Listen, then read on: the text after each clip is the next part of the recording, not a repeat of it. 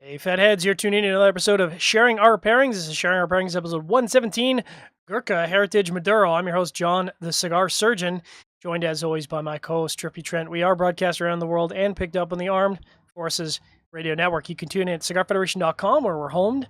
You can also tune in at Facebook Live. We're no longer broadcasting on YouTube Live because we've got to streamline that technology, and quite frankly, we found most people were listening on Facebook Live anyways, but the stream will be available after the show, hopefully soon after the show, at YouTube. So have no fear, all YouTube listeners. And thanks, of course, to all our podcast listeners. We know you guys are out there. Guys and girls are out there in droves. Thanks for tuning in. Thanks for subscribing. Trippy, what's going on, brother? What's up, buddy? People may notice that I've got some Stout audio now. It's coming in tight. What'd you do? I mean, that is some crisp audio there, buddy. So I upgraded to a fancy new mic that's just off camera here. And yeah, it's hopefully it continues to work through the show. I've been having some audio card issues, but we'll see how that goes. Sounds so crisp. far it's been good. It's tickling my ears in that delicious audio way, if you know what I mean. Oh yeah, I know what you mean. Yeah, you do.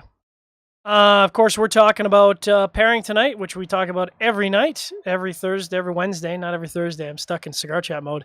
We are talking about pairing cigars and pairing whiskey. And it's kind of funny that we've had Gurkha as a show sponsor for quite some time, and we haven't done a Gurkha show like I don't know if, in fact, thinking back, I don't think we've ever done a Gurkha show. I don't believe so. Certainly not that I've been a part of. I don't believe you ever did one before my time. I don't think so. I mean, it's funny because, I know that among aficionados, it's kind of, there's a thing to kind of bust on Gurkha a little bit for some of the marketing. But quite frankly, from a retail perspective, speaking as a retailer, we have a lot of customers that buy Gurkha. We have a lot of customers that come in and ask for Gurkha, and we have customers that come in and ask for specific Gurkhas. So, there is a very big audience of cigar smokers out there that enjoy Gurkha, and I'd be lying if I said there wasn't, a bunch of Gurkha. We tried a bunch of Gurkhas at the IPCPR, and there were some really, really good cigars among them. Yeah, I think I'm going to say this the nicest way possible. I think that there's a perception of Gurkha, and then there's the way they actually are. And obviously, a lot of the perception is not great. But I think that comes from them having cigars that are all over the map. They have everything from budget cigars to cigars that most people on the planet could not afford, including their sales manager. Yeah, exactly. And there's a point where in that range where the cigars get really good. And I mean, people are probably shitting all over us already for even smoking Gurkhas, but the fact is that they make really good cigars. They do. I mean, if all you're smoking is budget level Gurkhas, and you're complaining that they don't have, that 90+ level complexity of flavor that you're anticipating, well, there's lots of other product to choose from. I mean, quite frankly, other than I'm not going to say the name, but there's another well-known brand out there that has probably as equal many facings on the market as Gurkha does, and the same applies to them. You've got a wide range of product to choose from. And like you said, there's everything from budget going all the way up to the obscenely unapproachable, which I don't think I've seen it in the wild. And there's a nice core range that has a lot of great flavors. So, we've said on the show before, there's almost certainly a Gurkha for you. Like if you know what you're looking for, trust me, they've got a cigar you will enjoy. Yeah, what I've learned is if you've never smoked a Gurkha you liked, you haven't smoked the right one. There's absolutely one out there that you're gonna like. So moving right along to what we're smoking tonight, this is one that I've never smoked. Have you ever smoked this before? I smoked one a couple weeks ago, and that's what made me like, all right, we got to try this on the show because this is a good cigar. So this is the Gurkha Heritage Maduro, not to be confused with the original Heritage, which got a pretty good rating on Cigar Aficionado, if you like that kind of thing. And this is my first time smoking it, and I cracked it out, and what did I say, like 2 puffs in? I was like, is this a San Andreas Maduro? Because you actually hadn't even cut it yet. Oh, that's right. I Lit hadn't it. cut just the aromas off of it.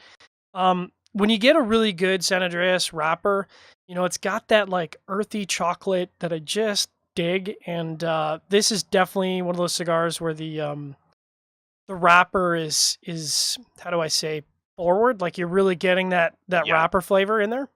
Yeah, and so to get into the blend, so I'm smoking. I think the Robusto. This is a 55 by 5. Yeah, that's what they call it, a Um, Robusto. it threw me off because it's got this enormous band, and then it also has cedar on the foot that I've got It's right here, huge. and it makes it look like a 4.5, maybe 4-inch cigar when it's actually a 5-inch cigar. And then talking about the blend, it's, as you said, Mexican San Andreas wrapper. The binder is Brazilian Arapiraca, and the Ah, filler is Brazilian and Nicaraguan, which is an interesting combination. There's it not is a an lot interesting of combination. all Nicaraguan and Brazilian filler cigars out there.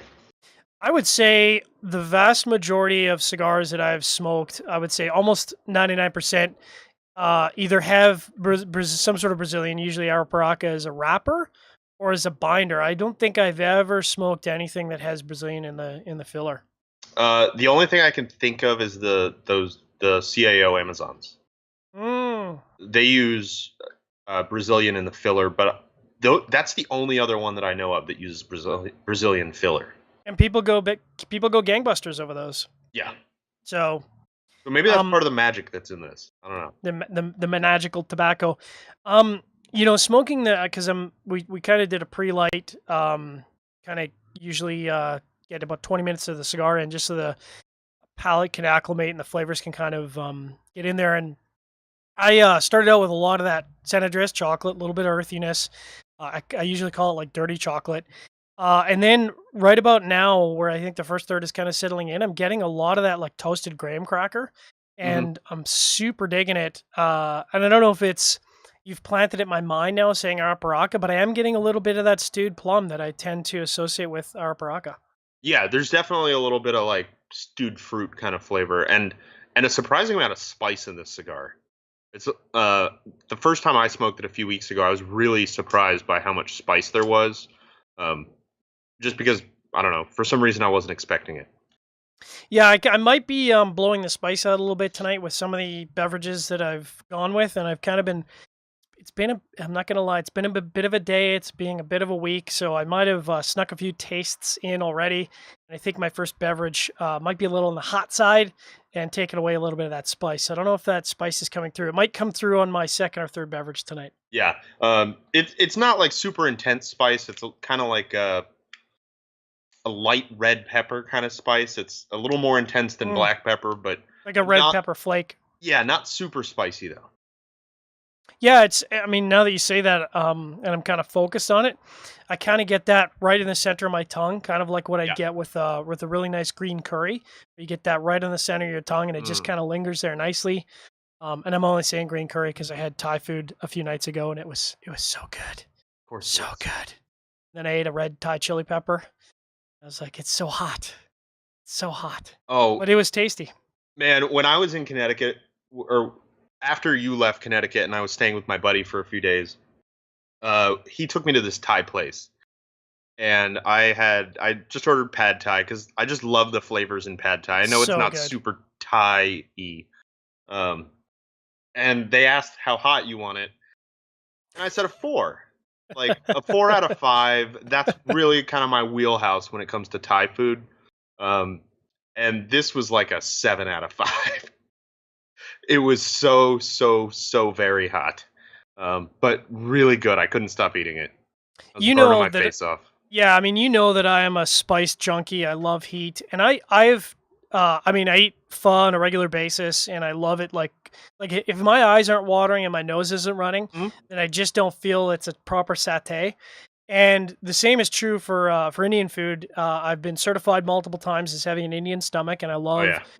authentic quality Indian food. And they're one of the few dishes that I can eat that's like a full vegetarian dish that has a lot of flavor and complexity.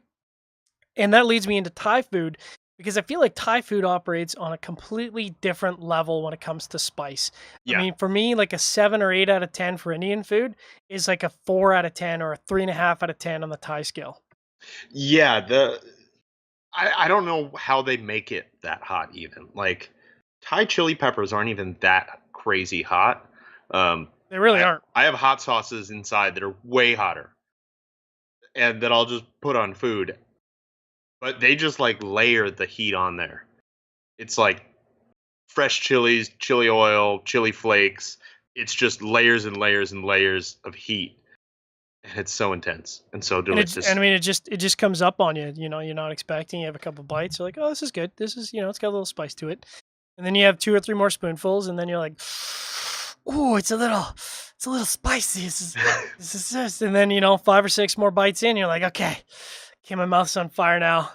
My mouth's on fire. I need a coffee. This is brutal. Yeah, yeah. That pad thai was rough, man. It's so good. So good. So getting back to the cigar, really good start. The first third so far, really, really tasty. I'm kind of excited to jump in on our pairings. Before we do we have any initial comments, questions, or feedback? Maybe a little ball busting from audience. Little bit of ball busting Nice. that I'll say it. Jason Raybuck wants to know if we got these for 93% off. I mean, these are originally $1,000 cigars, and we only paid $650, which I think was a pretty no. These cigars were actually provided by our show sponsor. Yeah. And I actually don't even know what the MSRP. I think the MSRP on the Heritage is actually quite affordable. I think they're like, I want to say $8 or $9. Yeah, I think this is about $8 for one of these. And one of the things that I've noticed about Gurkhas is if you can't find it for 90% off, you're in for a treat. Yeah. And this is one of those that you're not going to find this one for $2 a stick or anything like that. No, this is what I would consider a regular, normal, everyday release. This is not like the catalog type cigar. This is like a regular cigar you'd find at a B&M for normal price against other normal B&M type cigars. Yeah, exactly. And then we've also got a shout out from Joe Pikatagi in New York City. He just wanted to say what up from New York. What up? We were in Joe's backyard just a couple weeks ago. We were in and out. It was like a dirty Saturday night. Kind of like SEAL Team 6. It was like SEAL Team 6. We came in, we came out, no one knew we were there, and all we left was a disaster in our wake. But just a pile of ashes. Pile of ashes and empty whiskey glasses. But it was cool. I definitely want to go back. But I'll hop in before our first break here because I'm tasting finally, and I'll tell the story after the break. But finally got my hands on the Wiggly Bridge. Thank you very much to Barry Stein from the Cigar Authority. The man was very, very kind enough to provide us each a bottle, which was very, very generous of him. Above and beyond. Thank you very much, Barry, for being a show sponsor and for the personal gift. We really appreciate it. And like I said, I'll tell after the break the pathway by which it took to get this bottle up to me because it was a bit of a trek. And I'll talk a little bit about Wiggly Bridge. Maybe you want to introduce your first beverage before the first break here. So I'm drinking Zafra. This is Zafra Master Reserve. It's a rum from Panama, aged 21 years in bourbon barrels. It's so good. It's very good. It doesn't have that cloyingly sweet characteristic that a lot of I shouldn't say a lot. Some rums have this cloyingly sweet character. Mm-hmm. I find that Zafra is a rum for people who like sipping rums, for people who can appreciate nuances in sipping rums. Yeah, I think so. So the way that it's been described to me is it's made as a rum to kind of market towards bourbon drinkers. Yeah. It's made for the bourbon drinkers palate. It's a little more bold than what you typically get off the shelf. Yeah. All right, so I'm going to hit our first show sponsor. Please stay tuned. Brought to you by Gurkha Cigars. Gurkha Cigars, makers of the world's finest cigars. Try the 93 rated Heritage featuring Rosado, Ecuadorian Habano wrapper, Nicaraguan binder, and Dominican, Pennsylvanian, and Nicaraguan fillers. Blended by Gurkha's blending team at American Caribbean Cigars, it is hand-rolled Nicaraguan, available in 35-count boxes. Talk to your local B&M about the Heritage today, or talk to them about other fine Gurkha cigars. Whatever your taste preferences, Gurkha has a cigar that's right for you.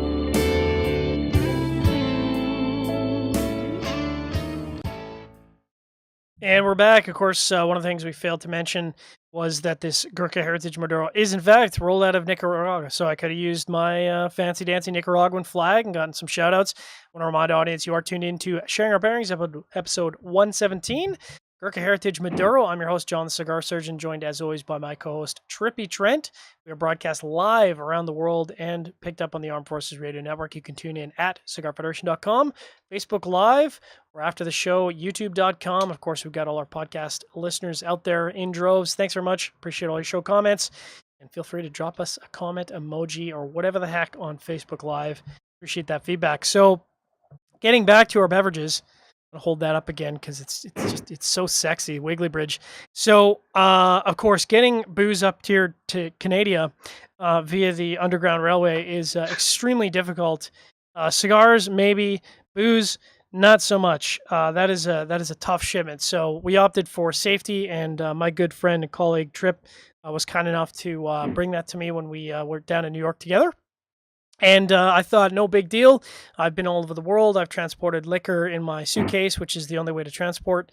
I figured no problem, except for the fact that my luggage did not make my connection. I made my connection. My luggage did not make my connection.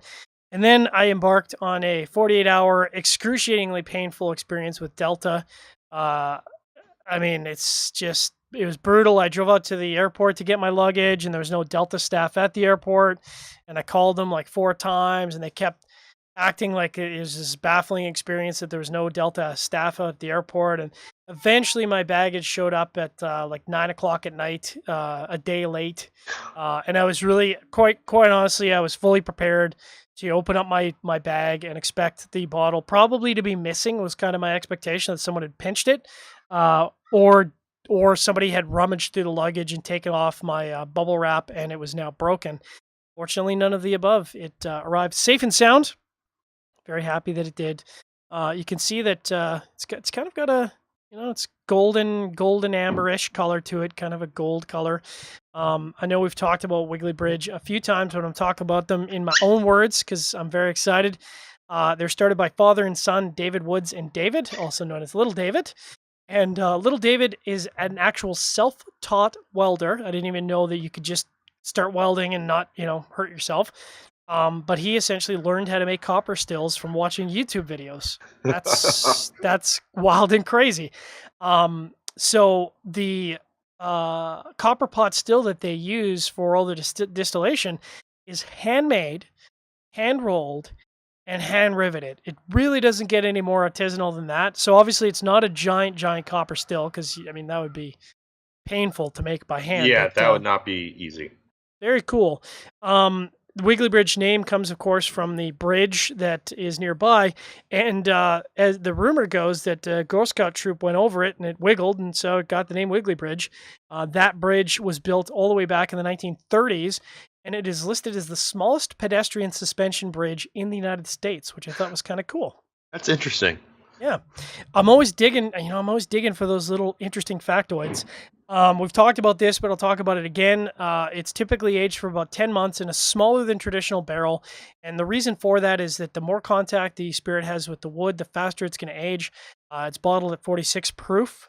So that's, comes in at, it's interesting because mine says 86 proof, but 43% alcohol by volume in science units, 93 proof in freedom proof. And they say that it's balanced and complex with notes of caramel, oak, and dried fruit, cinnamon, pepper, sweet tobacco. That's going to be tough to pick up. Honey and grain flavor. And then the finish is dry and long with a pleasant cinnamon and clove finish. So I'm going to take some more sips because I have been sneaking. And you can talk about your first beverage, the Zaya? Zafra. Zafra. I got it confused with Zaya a couple times too. So again, this is Zafra Master Reserve. It is from Panama. It's got a really, you can't really see it on camera because my light kind of blows it out. But it's got a kind of a strange little etching kind of picture with a circle that says Rum Treasure Panama. I'm just not sure what that even means. But anyway, it's aged for 21 years exclusively in bourbon barrels, so it's not like some other rums that I've had on the show where they're aged in a certain type of barrel and another type of barrel. This is straight bourbon casks for 21 years. It's kind of similar to the color of the Wiggly Bridge. It's kind of a reddish amber. Pretty dark. Yeah, it's fairly dark for rum, and I mean you can it really shows up in the bottle. Oh yeah. It's very like reddish hued kind of amber Dark brown. amber, yeah, for sure. Um, and this is made from 100% molasses, which is that industrial or is that uh, agricultural rum? That's industrial. Okay. Um, and it really doesn't have like that sweetness that a lot of rums have. It's a little more woody, a little more smoky, and then it's got kind of those vanilla notes that you get from a bourbon. And uh, well, that's about it. There's not a lot of information available about the distillery, and they have a website, but it's actually under construction right now. Of course it is. They're too busy making rum to worry about their Yeah. technology. Makes sense. So getting back to this Wiggly Bridge, first of all, let me just say, all the poetic waxing you guys have been doing about this, it's very approachable. Probably one of the most approachable bourbons that I've had. From the perspective of it's got a interesting combination of more oaky flavor than I've typically ever gotten in a bourbon, and I'm going to assume that's because of the smaller barrel aging, that it's imparted a lot more of that oaky flavor, and then and I think you said it on the last show. It's got like loads of that sort of corn that you associated with bourbon. You know what I Yeah. mean? Like that Yeah, it's really got a ton of like that spicy corn. Yeah, that spicy kind of corn flavor. And then they really nailed the finish, because I find that a lot of bourbons finish incredibly sweet and kind of have a medium-ish finish. Now they say this is a long finish, and thinking about it, it does have a long finish, but it's a very subtle long finish, because it is dry. It actually finishes almost like a sherry, where I almost wish I had some sparkling water to go with it, just because it like my palate goes really really dry. And it is a long finish, like it is a very dry and long finish, but it is nice. Like it's not you've had some cigars that have a really long dry finish, and that's a little unpleasant because it's too dry. Mm-hmm. I think this really walks that line quite nicely. I mean, I haven't put it down, so that's probably a good sign about how much I'm enjoying it. And I'm gonna keep taking some more sips because I can't stop. So the Zafra, it's interesting because it's really sweet, and I mean, again, not cloyingly sweet like a lot of rums are, um, but it's got a surprisingly dry, short finish. It leaves a little bit of sweetness on your tongue, um, but I mean, there's almost no finish, which is very interesting and different. Yeah, that's very unrum like. Yeah. I'm finding I had to take a double puff there because what I think this Wiggly Bridge is really doing, and I think this Wiggly Bridge is probably a great choice for a lot of San Andreas cigars and maybe just cigars in general. That dry finish does a wonder for this cigar, because the San Andreas wrapper, that chocolatey sweetness, when I take a sip of the Wiggly Bridge, my palate dries out. I take a puff of the cigar, and I just get gargantuan amount of chocolate, and I get a ton, like a blast of sweetness. And once that initial drying palate flavor sort of feel goes away, I don't get that blast of sweetness. Like, and I wanted to take a second puff just to see how fast it went away, because the sweetness really comes down almost immediately on the Gurkha Heritage Maduro. So that's pretty impressive. I mean, that's, when I go to pair beverages, spirits, and cigars, I'm really looking to accent the cigar as much as possible. And so far, this is doing a really good job. It's really interesting because I was going to say exactly the same thing. This rum really brings out a ton of sweetness and a ton of like dark, like powdered cocoa kind of chocolate. Yeah. Like I can literally almost taste like as if powdered cocoa is in my mouth. Like I'm having to roll my tongue around because it just feels like my tongue is Yeah, covered in chocolate. yeah. I'm getting exactly the same experience. We're having very different beverages, but uh, the the cigar end of the experience seems to be identical. I think bourbon might have been the magical way to go with the cigar. I mean, we're gonna see because we got a couple beverages to go here, but I'm gonna have to try and peel my band off because I'm already at the band. Yeah, I already peeled my band off because I mean it's a fairly small cigar with a pretty big band, which is always a combination for either smoking paper or taking the band off early. Yeah, I think. Oh, and they've got that's interesting. So it's always fun when you take the band off to see if they've got anything. First of all, I got to say the have you seen the back of the band? Because the band is Yeah. actually impacted. Um, it's not silk printed. It's actually impact printed because it's got an impact. I don't know if you can see that really very well, but the back of the band is imprinted and it's got the website on the back, so that's kind of cool. But I'm sure they pay a few bucks for that because it's got gold embossing and it's got. Anyways, I say that because I've been into making bands lately and I've been discovering just how expensive bands can go. And I can tell you Oh. that band costs a few bucks. Yeah, yeah, this isn't a cheap band. It's kind of made of a nicer paper than you typically see. And then, of course, the front and back printing with the embossing and the gold leaf. And uh, yeah, this is a fairly fancy kind of band. So I guess that means we're kind of getting to the halfway point of the cigar. And again, I'm finding the chocolate is just supercharged with the beverage. I'm sad to move on, but so is how this show goes. It's time to move on before our second break tonight. And because Gurkha has this great history with India, and the owners from India, I figured what better way to showcase than some Indian whiskey, which I dig. So I'm going with something I had about 20 or 30 shows ago. This is the Amrut Indian Single Malt Whiskey. It's a very approachable single malt from India. Yes, India does make whiskey. Yes, it is quite good. If I'm drinking it, that should be an indication. And it's kind of got a sexy bottle. It's got the Himalayan mountains on the cover there.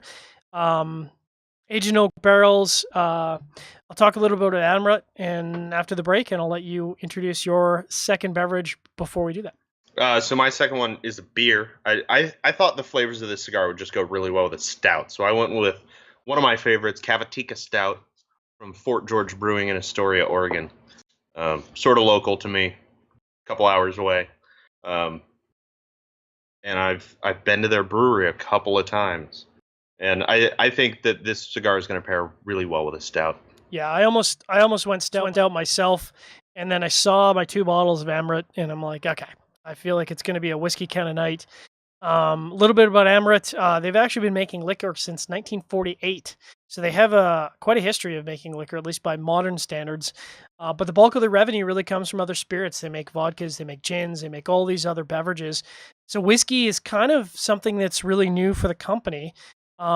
Really, I think the because the whiskey brand only launched in 2004, and right after it was 2005 where they're featured in the Whiskey Bible. And of course, you know how things go when you get featured in the Whiskey Bible. It's kind of one of those things. Like the Whiskey Bible is kind of a whiskey as cigars are to cigar aficionado, and for good or for bad, there's a lot of stuff that goes along with that.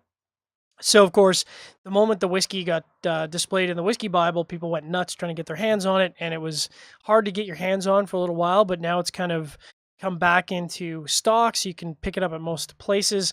One of the things I think is really cool is that they use locally grown barley in India to Hmm. make it, which is not necessarily the case. I know that with some Japanese whiskey, they actually import their barley from Scotland, and in some cases, they import. Uh, peat cured barley from Scotland. Yeah. In this case, India is using all of its own barley, which is I don't know, it's kind of cool. Yeah, I think that's interesting because as far as I know, there's not any Japanese whiskeys out there that use Japanese barley. Can't I imagine. think I think pretty much all of them use imported barley. Mm, yum. I'm going to talk about the flavor notes in just a minute, and a little bit more about the beverage after our second sponsor for tonight. This show is sponsored by Cigar Oasis. Don't spend all your time worrying about your cigar wrappers cracking, splitting, or falling apart from humidity fluctuation issues. Set it and forget it by choosing Cigar Oasis, a professional solution which provides equal distribution of humidity with precise electronic controls. Monitor your cigars to the internet using the smart humidor Wi-Fi attachment. Why don't you spend all your time enjoying your cigars and relaxing, and let Cigar Oasis protect your cigars? Cigar Oasis has solutions for any humidor. Make sure you set it and forget it today. You are tuned in to Sharing Our Pairings, episode 117, Gurkha Heritage Maduro. I am your host, John, the Cigar Surgeon, joined as always by my co-host, Trippy Trent. We are broadcast live around the world and picked up in the Armed Forces Radio Network. We're doing some cigar and beverage pairings, as we always do here on Sharing Our Pairings. So I'm doing the Amrut single malt whiskey. It is 46% ABV by Science, which is, 92 freedom proof? Yep. Math workout, 92 freedom proof. You see the noses of licorice and bourbon, burnt honeycomb and toffee, and then the palate is oak, bourbon, licorice, and molasses. I actually get an incredible amount of vanilla bourbon sweetness off the nose. Like it almost smells like Four Roses to me. It's got that much of a bourbon influence. Mm-hmm. And I definitely get that sort of Werther's Original toffee, like that really deep, just that really deep coffee candy kind of nose off of it. I'm going to take some more sips. I kind of took some sips during the break there, but maybe you can talk about a little bit about your delicious stout. Yeah, so here it is, Cavatica Stout. They call it, I believe the words they use are dark, cavernous, and inky, which it certainly is. So they describe it as an American double stout with a sweet undertow and an addictive hint of bitterness.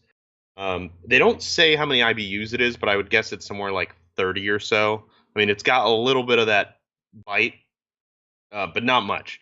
And then it's certainly got some sweetness, some chocolate, some vanilla, and then kind of those, marshmallowy kind of sweetness flavors that you get from a stout. So Fort George Brewery is in, like I said before, Astoria, Oregon. They're in a building that was originally a fort there. When it was, I don't remember exactly the history. I should have taken notes on this, but I've talked about it before. I believe it was like a British colony during the British-American War, maybe. And the fort was renamed Fort George after King George. And then after the war was over, it was renamed back to Astoria. And they've got just like this really cool building. They've got a couple of different kind of breweries within the brewery. So they have their like industrial size brewery where they brew stuff like this that's out all year. And then they've got like a small, I think it's a 30 barrel system. No, it has to be smaller than that. I think it's like an 18 barrel system. That is one of their original systems that they use to brew all of their experimental stuff. And it's really cool because they've got like this little tap room that's inside the brewery in a little room. And all of their experimental stuff is available there. So you're getting beers that don't make it into cans or don't even leave the premises except in people's stomachs. I love stuff like that. Just absolutely love it. Yeah, and they've got like a restaurant there. They have pizza. They've got really good food. So anytime we're out that way for camping or whatever, we try to hit them, and it's always a good time. Yeah, that's kind of cool. So the sweetness of the stout, I feel like, really brings out some of the spice in the cigar that you get. You kind of typically get that dark, earthy spice from San Andreas, and you really get that spice and that earthiness after taking a sip of the stout. It covers up the sweetness a little bit and the chocolatey notes because they're so present in the beer. But I think it makes for a pretty good pairing. So we've definitely diverged on our pairing experiences now. Ironically, I found the single malt whiskey from Amrut is in every way possible more spicy than the Wiggly Bridge. And I mean, like, it's just a spice bomb. Like, I mean, yeah, I can get a little bit of anise in on the palate, but it's so bourbony. Like, I just get just crazy strong, long finish, spicy. And I think I can really nose, and I think on the flavor. If you've ever had a whiskey that has pronounced um, a really pronounced barley flavor, and I don't know how to describe it. Like when it's almost like some of the barley didn't fully mature or wasn't fully fermented in the mash bill. So like when you have a little bit of sort of uncompleted barley, it tends to have a little bit of sweetness, but it's got Hmm. that sort of grainy flavor to it. I don't know how to describe it other than to say like it's a bourbon or it's a barley grain flavor, and I get a ton of that off the nose, and I definitely get that through the palate. But like I said, along with that, it brings spice, and what that's doing for the cigar is it's taking it in a very different direction than the Wiggly Bridge, where the Wiggly Bridge had that nice dry finish and it was supercharging the chocolate. The spice in this Amrut is just running over any spice that's in the cigar. Additionally, it's not really accenting the chocolate from the San Andreas wrapper, but what it is doing is it's supercharging the sort of graham cracker notes that I was getting initially, and started to get a little run over by the chocolate. So what I'm finding is all that chocolate and spice that was in the cigar is just gone, and it's just mostly graham cracker, which is a pleasant experience, but certainly a substantial departure from the first pairing. Yeah, definitely. It really sounds like it's a very different pairing. So I'm getting, like I said, a lot of spice and chocolate, and then I am getting a little bit of that graham cracker. I'm sorry, I'm getting spice, earth, and some of that graham cracker, Right. and it really covers up a lot of the sweetness, but I get a little bit of that graham cracker sweetness coming through. Now I'm getting a little bit of the earthiness post draw. Um, it took a couple puffs, but I'm getting a lot of sort of chewy earth, sort of that like clayish earth post draw. But yeah, man, I'm really reaching for the chocolate there. It's just all I can taste is graham cracker, and like I said, it's interesting and it's good. It's just remarkable how two different alcohols here are bringing out remarkably different flavors from the cigar. I mean, this is almost night and day, but it's still good. It's still doing what I said I enjoyed in the first pairing, which is it's serving to provide benefit for the cigar, which is kind of what I'm looking for in a pairing. I really wanted to bring out different things, more things, greater Hmm. things out of the cigar. I don't want the cigar to be run over by my spirit. Yeah, and we have an audience question that is kind of a loaded question. Um, Those are my Jason favorite. Jason Sovka wants to know, with reviews like this, like, we're really enjoying this cigar. Truly, I mean, genuinely, really enjoying this cigar. Why do you think Gurkha gets so much hate? Because I I want to think hear they have. your answer before I go. Yeah, I mean, I think that's easy. I think that there's no question. I think everyone knows that Gurkha has a substantial amount of cigars that are sold through catalog companies. And with no disrespect to all of the cigar smokers out there, but y'all a bunch of cheap mofos, and everyone is always looking for a deal. So everyone's always buying the like you said at the beginning, they're buying the bundled cigars. It's 250 or $3 a cigar. And while I'm sure it's a good cigar, it's probably not going to be a great cigar.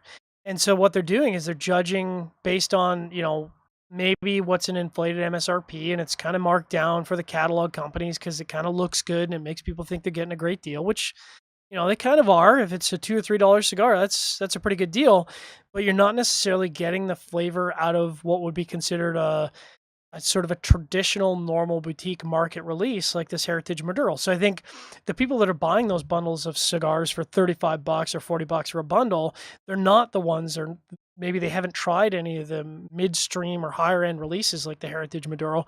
And so they're kind of basing all of the cigars on that one release. And like you said, and like we said, they have like they have so many releases. Like I don't even think I could name half of them. I know during the interview at IPCPR with Eddie Guerra, we asked Eddie to list their catalog, and I think he was talking for like 2 minutes, Yeah, just in broad I strokes. I think he said, I believe it was actually on Cigar Chat. The last time he was on Oh Cigar Chat, yeah, I think he said they had somewhere around 1,000 SKUs.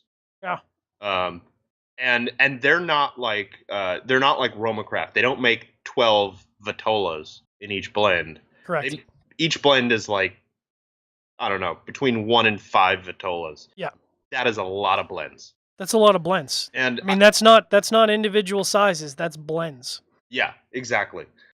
And so I mean, I completely agree. It's that their main market is the catalog consumer, the guy who's gonna open his catalog and say, "Wow, that's a really good deal. I'm going to buy those."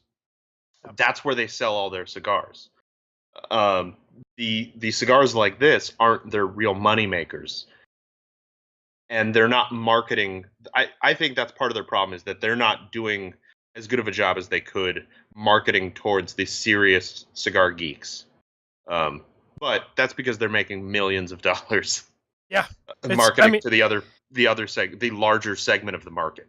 yeah, I mean, sadly, the boutique smokers, like the people that are tuned into this show tonight, and the guys like us that go out and buy boutique cigars, that isn't probably I mean, that frankly, that isn't the majority of cigar customers out there. Yeah, exactly. So if you were to talk like who was it? I think I saw the other day somebody was posting, or Skip from Romacraft was posting that there was a B&M that said he had never heard of Romacraft before, and it's like, well, on one hand, I think that's ridiculous. How could you have never heard of Romacraft before?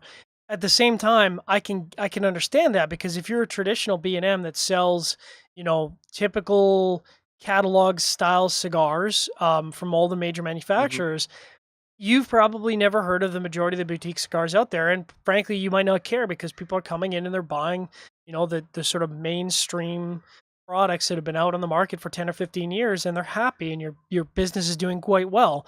Can you find a better cigar in the boutique market? Well, we know that's true. We live and die here at Cigar Yeah. Federation based on boutique cigars. But I absolutely firmly believe that there's a huge segment of people out there that have not even remotely moved out of the comfort zone of sort of a traditional mainstream cigar release into the boutique releases, and I would certainly classify this Heritage Maduro in that classification of boutique style releases. Yeah, and I think part of the problem for or part of the reason for the hate, a big reason for the hate, is their marketing can be so gimmicky. You get a free knife, you get a hat or whatever, and Those it's all knives are super cool, by dude. the way. I've got one of those knives, I and wish I had one of those it. knives. I wish I could get it into Canada, but no I way. mean, it's like the it's a giveaway knife, so it's like the quality of like a $15-$20 knife, but it's a solid knife. It's my daily carry knife now, because it's kind of a beast. It's built like a tank.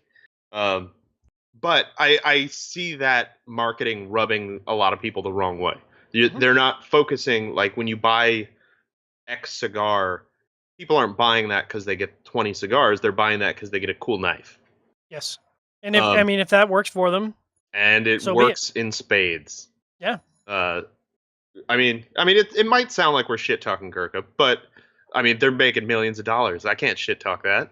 No. I mean, it's at the end of the day, it's a business, and they're obviously a very successful company off of all the blends they make, and our job here at Sharing Our Pairings, and certainly Cigar Federation, is to focus on the more boutique end of the spectrum, and we've got a lot of sort of very extremely boutique Gurkha reviews coming, like the Cellar Yeah, Reserve, some of the aged collection, and that's going to move that dial, I think, a little bit, where people are going to read some things about those cigars that they're like, well, I wouldn't necessarily expect that from Kirk. And it's like, well, if you haven't tried a Cellar Reserve, if you haven't tried a 15-year aged, it doesn't surprise me that that would catch you by surprise, because again, you're judging it based on catalog releases, not based on some of their more high-end releases that you don't typically see on the yeah, market. and my 2 cents is that they should change their marketing a little bit, and they can continue marketing their catalog stuff the way they do. It sells like crazy.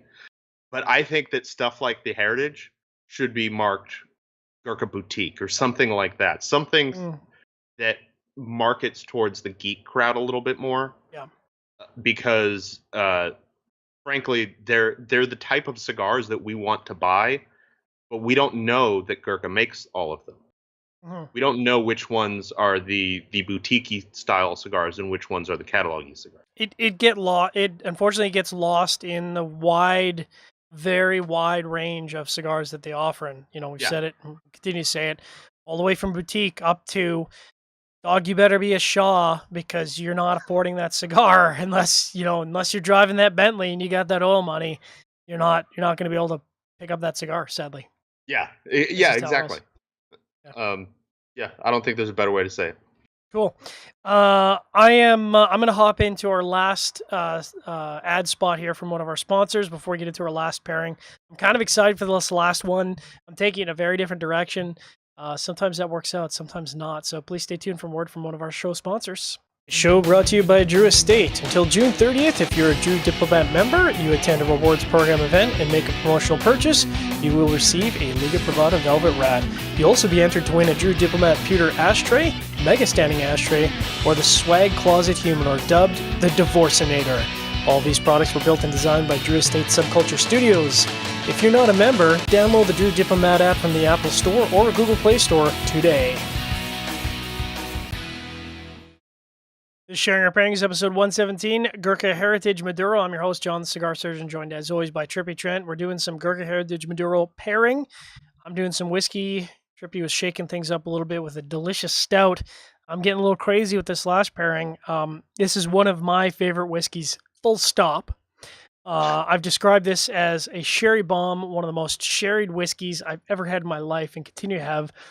From the same distillery, Amrut, keeping it within the India release. This was bottled on May 2011. It is, as I don't know if you can see that, but it's 57.1% ABV. That's I don't know, what is that, like 200 freedom proof? Like it's way up there. Wait, what is the ABV? 57.1. Ooh, boy. So 114.2 proof if my alcohol math kind of works out there. Hold up the glass. This is not colored in any way. You can see, like, it's dark. It is dank. I mean, it is a sherry bomb. So I'll talk a little bit about this particular beverage. It is, again, one of my favorites. So it has a bit of a lifespan. It initially ages in bourbon casks. Then they put it in sherry casks. Then they put it back into bourbon casks. It is a very limited edition bottle. If you can see it on the shelf, you should probably snap it off. If you are a big fan of single malt whiskeys that are crazy, crazy sherry, this is going to be one of the most sherried whiskeys you may ever have. They have very flowery descriptions. They say that the structure is decidedly oak based, but the oak based structure is no more than a skeleton to provide juicy sultana and spices. The barley kicks in. It's got some licorice, orangey honeycomb. The bourbon plays in there, and the spices kind of pulse and glow. I don't know about any of that flowery stuff. All I know is flowery. It is very flowery. All I know is this is a sherry bomb. It can surprise you in many, many different ways. I'm going to take some sips to let my palate acclimate because it is a big, big whiskey in so many ways, and I'll let you talk about your last pairing of the night. I've got maybe an even bigger whiskey. This is Booker's, and my lighting really messes with the close-ups of the labels here. So Booker's, for those that don't know, it's pretty well known. It's probably the most well-known small batch bourbon there is. It's produced by Jim Beam. It's unfiltered and uncut, which basically just means that it's cask strength and not chill filtered or filtered at all. And every bottle of this is going to be aged somewhere between 6 and 8 years. They don't put in a specific age statement on it because they basically bottle it when it's ready.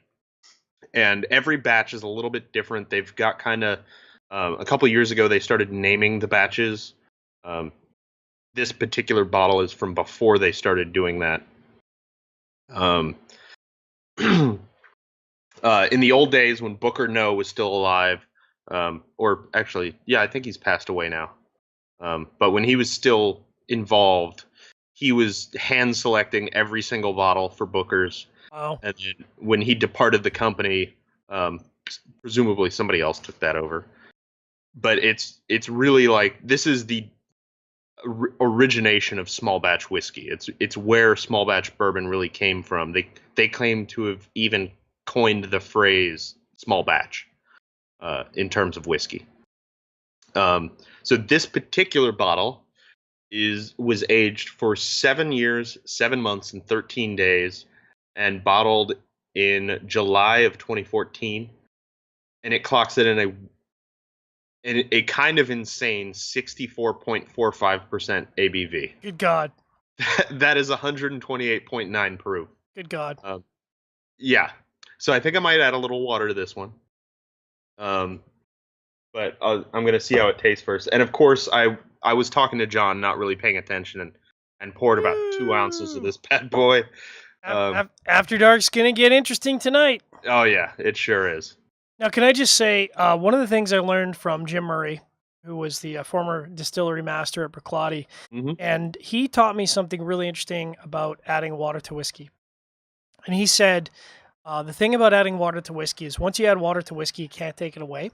So Hmm. one of the things that he does is Oh yeah. he'll take a sip of water, kind of swirl it around in his mouth, and leave a little bit of water in his mouth, and then take a sip of the beverage to kind of mix with the beverage. And what that does for you is it doesn't change the original pour, but you can control the amount of water, and you can sort of test with more water, less water, without really affecting that original spirit that's in the glass. I mean, obviously, if you want to add spirit to 64%, that's a bomb. That's a Yeah. monster. So no harm. I mean, your palate gets pretty jacked after 58%. Um, but it's a good alternative if you're not sure whether you want to add water to it or not. It's a good way to play around with it. That's a great idea. I'd never thought of it that way. I mean, I've done it without thinking about exactly what I'm doing. But I never thought about, intentionally keeping a little water in your mouth before you take a sip. So I'm going to talk about this Amrut. Oh God, it's I mean, I haven't had a dram of this in a very long time.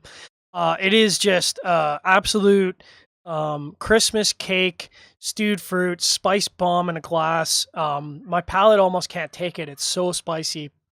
I mean, it's just every kind of anise and orange and spice and stewed fruit, salty.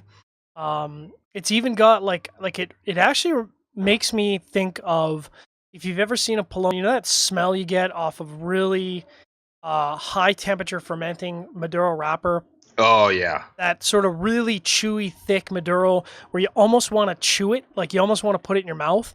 I get a lot of that tobacco type thick flavor in my mouth. Um, Surprisingly, I can still taste the cigar, but it is definitely being taken in a different direction here. I'm getting a lot more of the sort of spicy earth from the cigar, and I think a lot of the nuanced notes of powdered cocoa, graham cracker. I'm really finding myself reaching for those because I think they're getting run over by this last beverage. And I'm finding, so I mean, obviously this whiskey is super hot. Um, but it brings out so much of that dry cocoa in the cigar. Nice. Like dry cocoa and sweetness for days.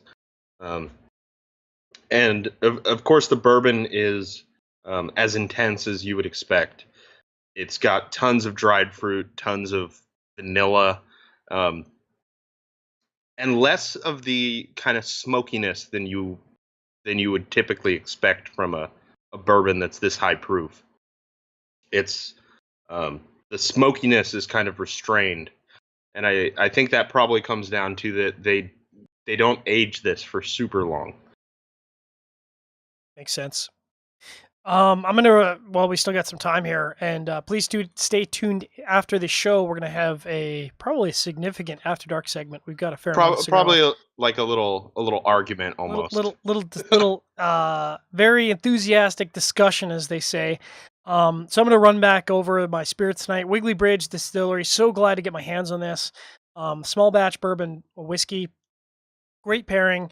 If you can find this on the shelf, this is a great whiskey to pair with cigars. It's not going to run over your cigar for the most part. I think we're dealing with a fairly medium strength cigar. I would describe it as, and the bourbon is doing a great job of accenting the flavors within the cigar, really supercharging the tobacco. I think that was probably one of my favorite pairings of the night, just because it really showcased what the cigar has to offer. So I think I'm gonna probably put that pairing at 93, 94.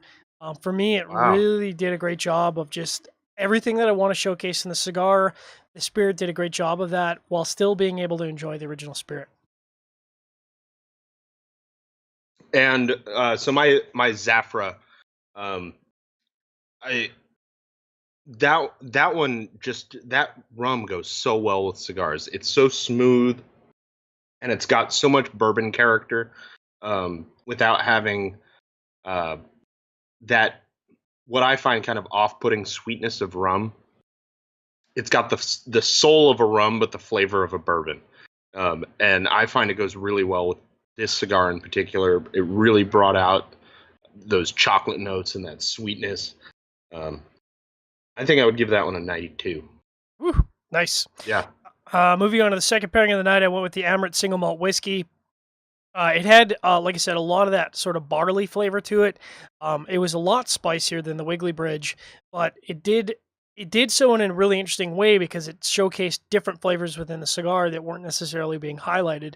That being said, it was not the same level of pairing as the Wiggly Bridge, and I would probably put that as 88, 89. Very good pairing, but really doesn't break the bank for me. It's not something I'm necessarily going to reach for. I'm going to enjoy it, but it's not something I'm necessarily going to seek out. And the Cavatica Stout, I thought the Stout was going to go really well with this cigar, but I feel like it paired better with the spirits. Um, the Stout really brought out some of the more earthy flavors, but it covered up that sweetness and some of the spice that I think really makes this cigar shine. So I would give that one an 87. Moving on to my last pairing of the night. Again, pretty much one of my favorite, probably top three sherried whiskeys that I enjoy on a regular basis. Unfortunately, it's so hot, it's so big, it's so full bodied. You really have to pair this with a beast of a cigar, because unfortunately, what this does in this case is it really runs over all of the great things that I like about the cigar: the powdered cocoa, that little bit of nuanced spice, that graham cracker. All of that is lost because this whiskey is just so strong and so full on my palate that really all I get is the earthiness, a little bit of dank earthiness in the post drop. And unfortunately, that's not what I'm looking for. I don't want my spirit to run over the cigar. I still want to be able to taste the unique characteristics. So unfortunately, this last pairing is a bit of a miss for me. I'm gonna put that in the 84-85 range. Definitely wouldn't be seeking this out in the future, but it was kind of a fun experiment. It sounds like our final pairing was really kind of identical, even though they were completely different, like ranges of spirits. Um, the Booker's is just too strong for the cigar. Um, if you watered it, if you added some water to it, I feel like it might work. But I think I should have gone with a more kind of standard bourbon, because the cigar's, I would say, firmly medium bodied. It's a little more full than medium, but it's not quite at medium full. And I mean, Booker's just runs it right over. Yeah, I could definitely see that. I would give that an 85. 85, yeah. That's yeah, I think again, we have to talk about strength matching, and this is definitely a cigar that's made to be very approachable for a lot of cigar smokers out there. And unfortunately, if you're going with a really full-bodied spirit or even like a super full-bodied stout, it's just going to be too much for a cigar like this, and you want to stay in that medium to light range. There's a lot of bourbons I think that would pair excellently. So this, to me, I think what we've learned tonight is that a bourbon that's approachable around the 40 to 46 range is probably the right ballpark for this particular cigar. Yeah, I think so. Just a heads up to our audience that we are taking a break. Normally, we'd have cigar chat on Thursdays at 8 p.m. Eastern Standard. We're instead going to be working on reviews this week. We don't have a special guest, so we'll have to take a week off, and we'll be back at our regular scheduled time next Thursday at 8 p.m. with a very, very special guest. Check out the event calendar at Cigar Federation. Let's talk about that guest a little bit. All right. So the guest we're having is Handrolled, a film about cigars. Uh, these guys are making a documentary about cigars. They're interviewing people all over the industry. They've already done interviews in, I think, Miami. They've done interviews in Nicaragua. I believe have they gone to Cuba already? I'm not sure if they have or not. I think they may be planning on it, but I'm not sure about that. They interviewed Hirochi, didn't they? They did, yes. They were doing a bunch of interviews in LA with in LA they interviewed like Daniel Marshall. They're interviewing people from all over the industry. They're going to Connecticut in a few weeks. They'll be on next week. If you ask a question and your question gets asked on the show, you will be entered to win a lighter or a t-shirt. Get your weasel on. Get that weasel on, dog. Get that weasel on. So please stay tuned. We're going to do an After Dark segment for all the MMA/boxing fans out there. This might be a topic of interest to you. We welcome all of your questions, all of your shit talk, all of your feedback. Feel free to get those in at our Facebook page or cigarfederation.com. Thanks everyone who's tuned into this live FRN segment of Sharing Our Pairings. As we say on Sharing Our Pairings, we do want you to drink better. We want you to drink less. So we're back. This is the After Dark segment of Sharing Our Pairings. Man, I love this whiskey so much. This Amrut Intermediate Sherry, and it's just so big. It's so overpowering. I really was hoping it was going to work with a cigar, but no bueno. I was going to ask what it said, because I could read Amrut single malt and sherry, but there was the word in between that I now know is intermediate. Yeah, I was wondering about that. And it's got a bull on the front, because that's what this whiskey is. You get on the back of a bull and just hope it doesn't kick you in the face. I forgot to mention during the AFRN segment, I've been meaning to mention this for like 3 weeks. The app is back. If you're watching this and you've been trying to get the Cigar Federation app, it's back on the App Store now. Nice. iTunes has finally relented. Finally. So we were kind of talking in the green room before the show. There's a small, tiny little event happening this Saturday. Some of our viewers, some of our listeners might be aware of it. It's interesting. Okay, continue. But first, we're going to talk about the news that came out this morning. All right, let's talk about that first. All right, let's talk about that before we finish talking about this. So, if you're an MMA fan, you've been, of course, following this whole Jones Cormier saga. They've had a very storied history between them, and John Jones finally put the last nail in the coffin and proved that he was the better fighter. And this morning, I woke up and looked at Twitter. I mean. He proved that he was the better fighter in the sense that he won the fight. He won the fight, sort of. I honestly don't think he's the better fighter. He's a spectacular fighter, but he's a terrible human being. Good way to put it. And this morning, the news broke that hours before the fight, like less than 24 hours before they fought, he was popped for anabolic steroids again. Oral steroids, no less. Yeah, and so this is his third suspension in 4 years? I want to say it's his third. I know it's for sure his second, but I was going to say I'm pretty sure this is his third suspension. Well, so the first suspension, he was suspended because he was in that car accident with a pregnant lady, and he ran away. And then after he was suspended for that, we found out that was that the one where he was on cocaine? Where there was cocaine in his system before the fight? And that was a weigh-in. And I can't remember if they popped him for a substance thing, or they just popped him for just a conduct thing. I think it was a conduct thing, and then the substance thing was like, well, he's already suspended, so it doesn't matter. And then they brought him back, and right before the second fight even happened, he got popped for anabolic steroids. It was like, I want to say it was like Thursday or Friday of that week, and they were fighting on Saturday. It was like, it might have even been after the press conference on Friday morning or on Thursday, and like before the weigh-in. But again, he got popped for anabolic steroids that time, and they called the fight off. And then he finally, like, did you watch the last one, the last fight? No, I didn't watch the fight. I couldn't. So Jones versus Cormier 2. He was very like, I'm turning my life around and I'm done with all of this. Like, I was a young kid and I was making dumb mistakes. And then he won and he was like crying, talking to Joe Rogan, like, I finally did it. I'm back. I've redeemed myself. And then now we know that he was on steroids. And I don't know if there's any coming back from this. Well, I first of all, I don't think there's any coming back from this. I think that there's no way that the UFC could sanction him again. I don't think the Fight Commission would sanction him again. Yeah. I think as a professional fighter, at least within the greater UFC league, I think that he is done. And I just want to say that, because there's a lot of emotion for fans and stuff that goes along with MMA. I mean, I've been watching MMA a long time.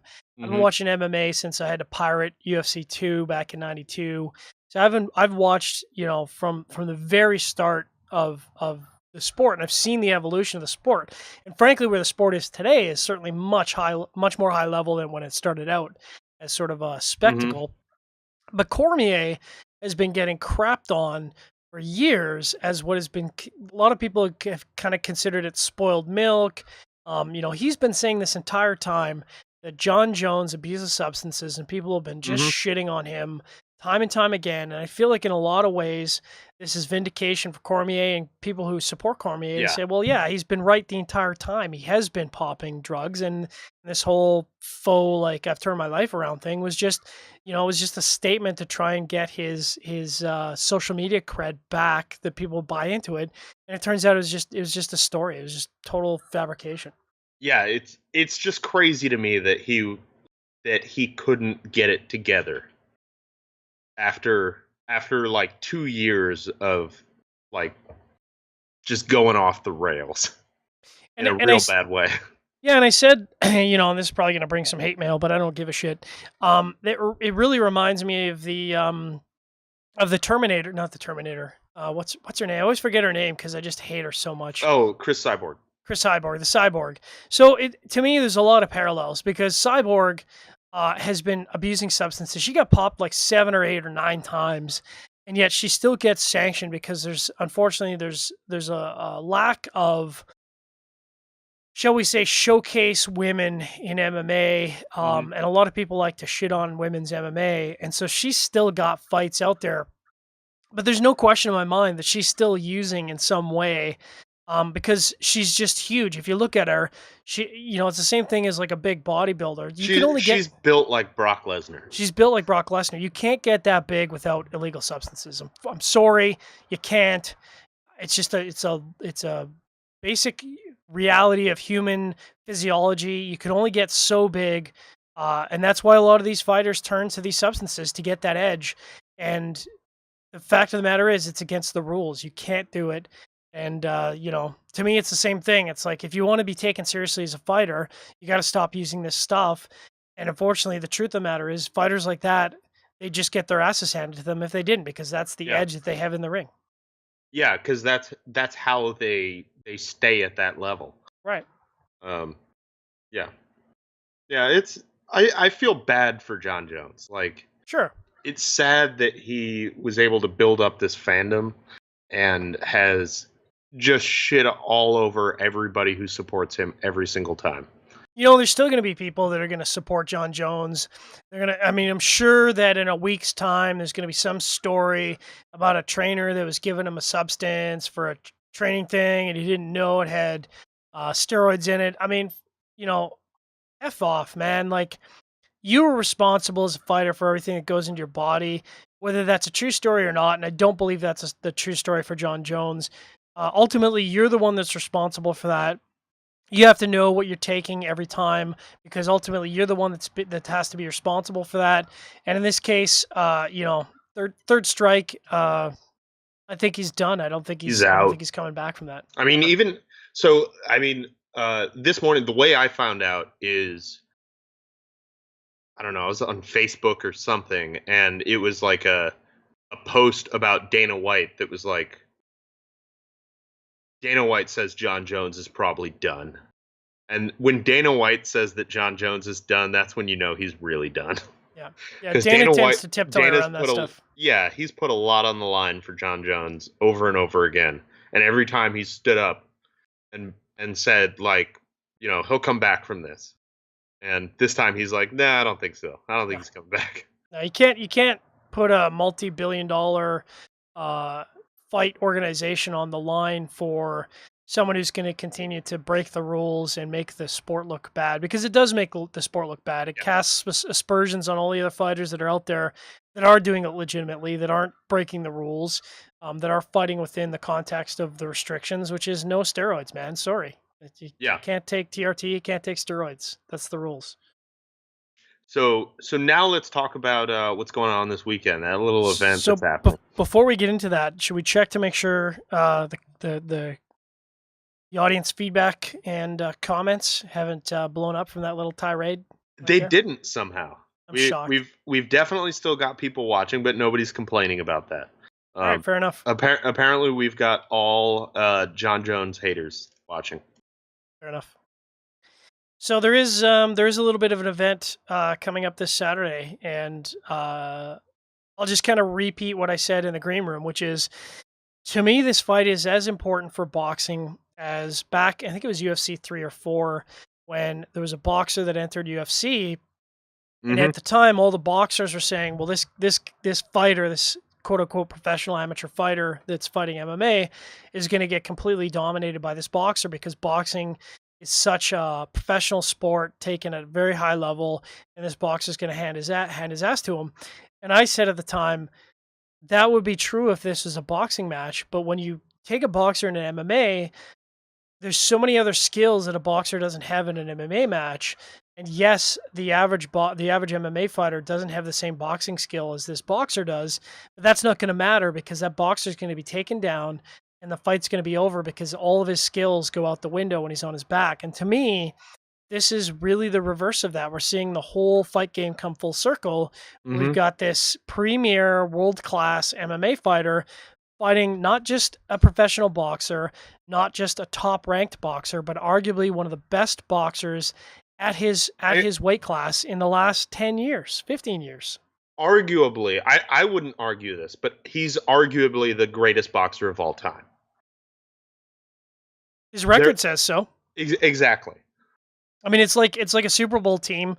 If you've got the rings, that's what defines you as a winner. And he's 49-0, isn't he? Like this would put him as 50-0. So that would, if he went to 50-0, that would make him the greatest, winningest boxer of all time. Yeah. And I'm down on record. I've got money on this fight that two things are going to happen. One, McGregor's going to lose. To me, it's not even a contest. This is a spectacle. It's not a contest. And two, McGregor's going to get knocked out in the first round. And I just want to get that out on as many channels as possible. I absolutely could be wrong. I'm not a boxing genius. I do not have the Phil Zangi level of expertise in boxing. I am a very casual boxing watcher. But I've watched a lot of MMA. I've watched a lot of Pride. I've watched a lot of other fights. And taking an MMA fighter and putting him in a boxing ring with a world-class, best-in-class boxing guy, they're so far apart in terms of the sport they're facing each off against. It's ridiculously lopsided. Ridiculously lopsided. I completely agree. It's totally lopsided. I mean, Conor McGregor, he's not even the best boxer in his division. Not even remotely. I mean, you could argue that Nick Diaz is probably the best boxer. Yeah, exactly. That's exactly what I was going to say. Nate Diaz completely schooled him at boxing. 100%. Twice. And Conor won because he's a better MMA fighter than Nate Diaz is. But Nate Diaz is absolutely a better boxer. The thing that brings it around that kind of I don't know. I don't know if it even evens it out. It doesn't even it out. It kind of evens the scales a little bit. The 8-ounce gloves is a big factor for Conor because he's used to fighting in those 4-ounce gloves. And what does Mayweather usually fight with? 12-ounce, 16-ounce? I think it's 12-ounce. I think it's 12-ounce in his weight division. Yeah. But they made a special exception for the 8-ounce in this fight. Because I don't think Mayweather gives a shit. I mean, Mayweather's like, whatever, man. You want to put on MMA gloves? Let's put on MMA gloves. It doesn't matter. I'm going to school you. So the thing that Conor has in his favor is the 8-ounce gloves, and that he's a very, very non-traditional striker. He's got those like weird stances and stuff. And he's a southpaw, man. He's a southpaw. Yeah, he's a southpaw. He's a southpaw. But even with him being a southpaw and having weird stances and using 8-ounce gloves, I don't think he's got a chance. I don't think he's going out in the first round. But because he's got a pretty good chin. I mean, so I watched their press conference today, and it was really interesting because Connor goes up there and he's like, "Oh, I'm gonna fuck him up. I'm gonna, he doesn't know what's coming for him. He can't stand my left hook. He's not gonna make it to the second round." And Mayweather goes up there and he's like, "Yeah, I mean, we're gonna fight. We're gonna fight, and I'm gonna win, and that's how it's gonna be." And like, it's funny because all of the shit talking is coming from Connor's side, all of it, 100%. But the one thing that he said that I thought was like kind of a valid point is how many times has Mayweather been elbowed or shinned or kicked in the face? No times. No times. No times. Connor, as we know, can take an elbow to the face and stand up. There's no question. There's no question. But how many times has he faced a professional boxer in MMA that gets him into the corner, gets him into the rings, and just delivers a continuous flurry of combinations? Because quite frankly, I don't even know if there's anybody in MMA that even has what I would designate as a professional level of skill for boxing. It is so different. The only one is Holly Holm. She's the only professional boxer. Yes, in absolutely. And look what happened there. Yeah. She took a world-class fighter and knocked her the fuck out. Well, and then she got submitted. But when it comes down to stand-up skill, where all of 90%, I want to say 90% of Connor's ability, takedowns, grappling, kicks, elbows, all that stuff, that's not coming into play. And I can tell you, as a guy who did a little bit of MMA training and boxing training is like being a really good bicyclist and then entering a running like a marathon. Yeah. The conditioning is totally different. It's a totally different body thing. It's like you can't just train MMA and then get into a boxing match and stand 12 rounds with a professional boxer and expect that you're now granted, I know McGregor's been training. I don't want to take that away from him. He's been training hard. Kudos to him. But it's a totally non-transferable skill. You can't just train really, really hard to get your conditioning well from MMA and step into a boxing ring. It's a completely different level of conditioning, which is why they're completely different sports. Yeah. I'm gonna be I'm gonna be flabbergasted if Connor's prediction comes true and he knocks out Floyd Mayweather in the second round. That's what his prediction is, and I mean, it would not see that happening. I mean, it would be amazing, but what I've said in online and personal conversations about this fight, and I've had a lot of them because to McGregor's credit, he's been talking this fight up to make it this mega spectacle, the like of which hasn't been seen since Pacquiao Mayweather. Really, I think it harkens back to the Tyson fights of pre-fight talk. McGregor has amped this fight up to just incredible proportions, and I think that whether this fight ends in the first round or the second round or goes the distance, I think everybody's going to feel like they got their money's worth. Even if you're paying the $9,000 or whatever absurd inflated prices of being out there for the fight. I don't know why people are calling me during the show. Don't call me during the show. I'm busy. I think that there's never been a question in my mind that Mayweather's going to come out on top. And the side bet that I have is whether that McGregor can even make it to 12 rounds, because there's just no way. I mean, there's nothing that McGregor can bring into that ring that Mayweather has not seen already. He's not bringing some mystery science into boxing that Mayweather hasn't seen. Boxing is a sport that goes back a very long ways. So Keith Breland is watching, and his first comment is, "Come on, he's a business boxer, not the best boxer." A business boxer. I agree. Yes. I would agree with that. And that's what a lot of people have said, is that Mayweather doesn't have a lot of knockouts. He goes the distance. I mean, he hasn't knocked anybody out in, I think it's 8 years, 9 years. But look at the fighters that he's been fighting. He's not fighting tomato cans. And I'm not saying, let me just say, I don't think McGregor's a tomato can.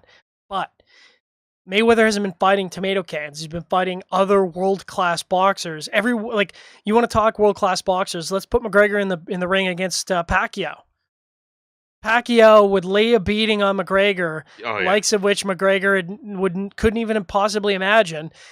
And arguably, there's a lot of controversy, but Mayweather still came out on top. These are world-class boxers. These are not tomato cans.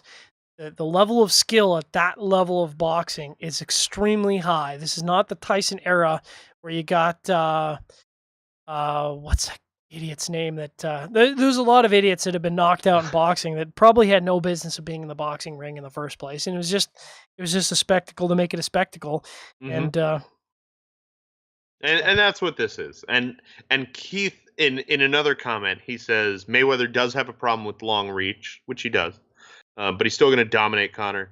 He says Connor's probably going to get DQ'd for throwing an illegal strike, mm, like mm. an elbow or a knee Okay. or something, which I could see happening. So I want to say that I was when we were down to Vegas for the IPCPR, I was extremely tempted to throw a hundy down on the likelihood of Mayweather or McGregor being DQ'd for something illegal, and Yeah. that's not a slam against McGregor. When you fight at that level, and I don't fight at that level, I'm not a professional MMA fighter, but I do know the fight game well enough to say that that stuff has gone from a conscious level of skill to Yeah, a exactly. subconscious. Throwing knees and elbows is unconscious. It's unconscious. When someone comes in and throws punches, you throw up your arms and you go for a clinch and you go for a takedown. When somebody comes in for a clinch, you throw knees to the body, you throw elbows to the head. That's how MMA works. And this stuff is drilled in and it's reflexive. And I can absolutely see, Mhm. when if or when he gets rattled, that he responds with an MMA strike. And I guess the question becomes, if he hits Mayweather with an elbow, are they going to let that go with a point deduction, or are they going to DQ him right off the start? You got to wonder, is the ref going to let that fight go and let him have a second shot? Because I think that factors in a lot of it as to whether he's going to be DQ'd. Because I think there is a high likelihood that if McGregor gets rocked and he's on the ropes, that he's like in his brain pan gets He's going to go jogged, into animal brain. he's going to go in animal brain for a takedown, which could be hella entertaining, quite frankly. To see Yeah. to see a double leg of the ring would be very entertaining. Or to see Mayweather get knocked out with a flying elbow or something. It would be amazing. Um, but that would still be a loss. That'd be a loss. This is a boxing match, so I don't know. You got to wonder to what degree. I'm sure there's going to be a lot of discussion pre-fight where the ref is already going to, before the fight, have a very long conversation with McGregor to say, if I see you throw an illegal strike, if I see you throw a headbutt, if I see you throw a knee, if I see you throw a leg shot, you're going to get an immediate point deduction. I'm not warning you. That's an immediate point deduction. If I see it Yeah. twice, anything, it's a DQ. And I can absolutely see that ref sort of prefacing that, because the refs are experienced professionals. They must know that there's some potential of that happening in this fight. I mean, they have to. Yeah. So, fight predictions, Trippy. Where do you think this fight is going to go on Saturday? Let's Um, put it all out there live on the internets. I'm going to say my prediction is that Connor's actually going to do pretty well the first round. He's not going to win the round, I don't think, but he might do okay. Round 2, things are going to fall apart. Round 3 is getting knocked out. And I'm saying that I'm on record. McGregor's going to get knocked out in the first round. Knocked the fuck out. Nah, that very well might not be true. But I think either way, this is going to be one of the most watched fights in easily 10 years. It's going to be a fight that brings a lot of MMA fighters to the boxing fold per se. And maybe it'll bring a lot of guys who are hardcore boxing guys who don't Mhm. really appreciate MMA, because I think there's a lot of boxer fans out there that think MMA is a bunch of hugging and a bunch of guys rolling around on the ground, and don't necessarily appreciate the level of skill that's in MMA. And maybe that'll bring them into the MMA fold to make them appreciate MMA. But I do absolutely think this is a very, very important fight for boxing. And I think it's gonna be one of those things, kind of like when Tiger went into golf, where it could, this could be the resurgence for boxing, which I think has been waning in popularity, especially with some of the controversial outcomes that have been some of the recent boxing fights.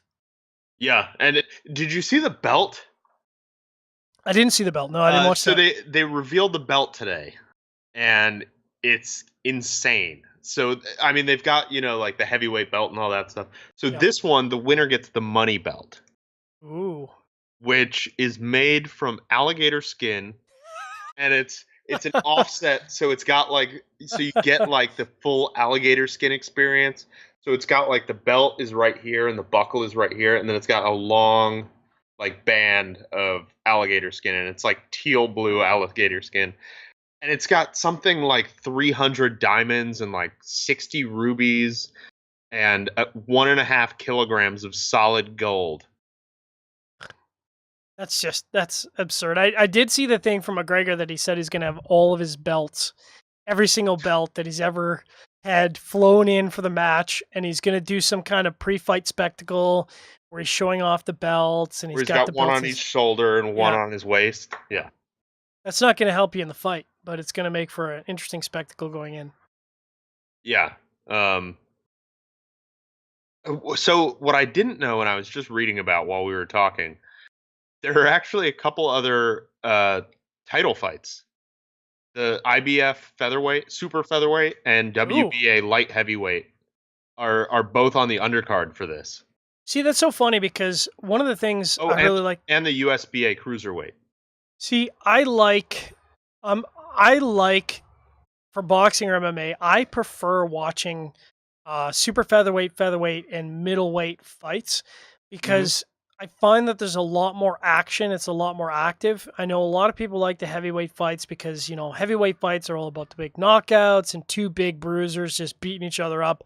But whether it's MMA or boxing, I've always preferred the action that goes on in a lighter fight. And maybe you're not going to see that dramatic knockout, but what you do see is a fantastic display of skill and Yeah. continuous fighting for it's not 12 rounds of hugging and throwing 20 pound or 20 shots in a match or a round, pardon me. These guys are throwing 65 landed punches around for 12 rounds, and I mean it's just a battle, and I love seeing that in the lighter weight fights.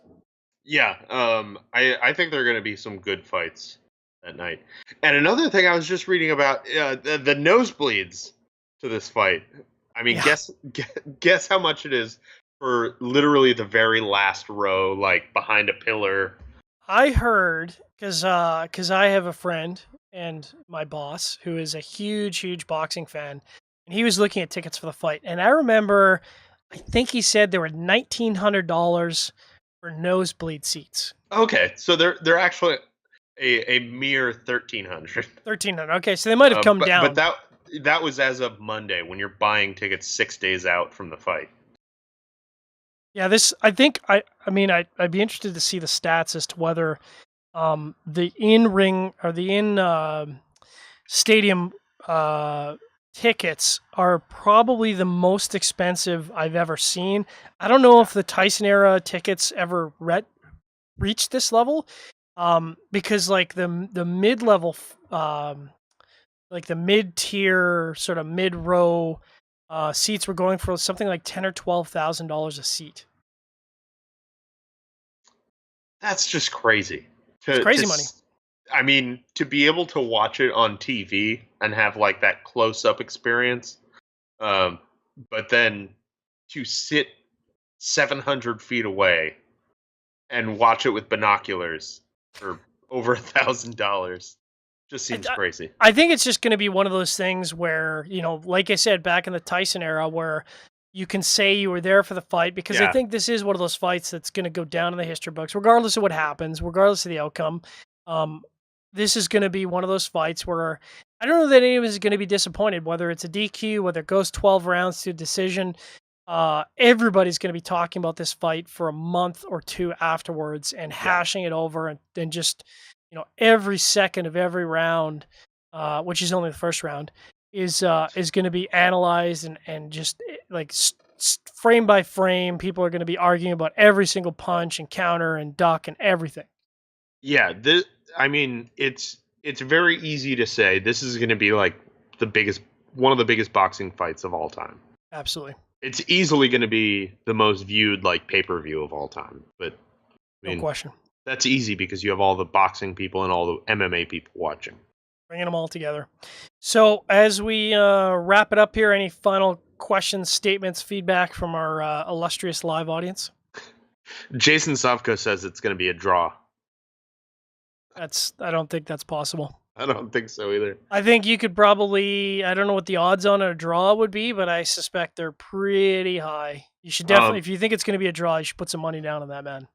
Even if Mayweather loses, I can't see this lasting 12 rounds. No. I mean, your good money would be on a DQ or this fight going the 12 rounds, because I just don't see, and I don't think it's a Mayweather thing. Mayweather's gone 12 rounds a number of times. Yeah, a lot. McGregor's not gonna. I just can't see him making 12 rounds. Yeah, I can't see McGregor lasting 12 rounds or allowing the fight to go 12 rounds. No, he's gonna have to turn it on when he starts losing. Yeah. I mean, his ring's going to tell him when he's, if you're down by 2 or 3 points a round, by the third or fourth round, if you can make it to the third or fourth round, you're not going to have, mathematically at that point, you're like, well, you can't win this fight. You're going to have to you're going to have to go all or nothing, whether you get knocked out or not. You're losing this fight unless you can knock your opponent out. Yeah. So we'll see if he's got the fight wherewithal to make it to that point. But again, I think it's a first round knockout, and it'll be magical. Yeah, I think so. Cool, man. Good After Dark segment. Yeah, it was fun. Better than talking football, because I got nothing to say about football this season, let me tell you. I never have anything to say about football. Fair enough. Me neither. I'm a Jets fan. So thanks everyone who tuned in live to this episode of Sharing Our Pairings and tuned into our After Dark segment. Thanks to all our podcast listeners out there listening in droves. Appreciate your comments, feedback, and emails. We'll be back next week at our regular scheduled time of 8 p.m. Eastern on Wednesday, and we'll be back with a regular cigar chat. We've got the, who is it, Tripp? On Thursday? Hand-rolled. And we've got some swag, so get your weasel on, get your questions in. We'll have the show page up probably in the next couple of days. We'll have the Facebook link up so you can get your pre-questions in. We'll try and get through all of those. It's going to be a really interesting show. We I don't think we've ever had anything to that level on the show before. Usually it's just industry people, so this is going to be a really interesting show, so make sure to tune into that. And hope everyone has a great weekend and enjoys the fight this Saturday. Drink better, but drink less.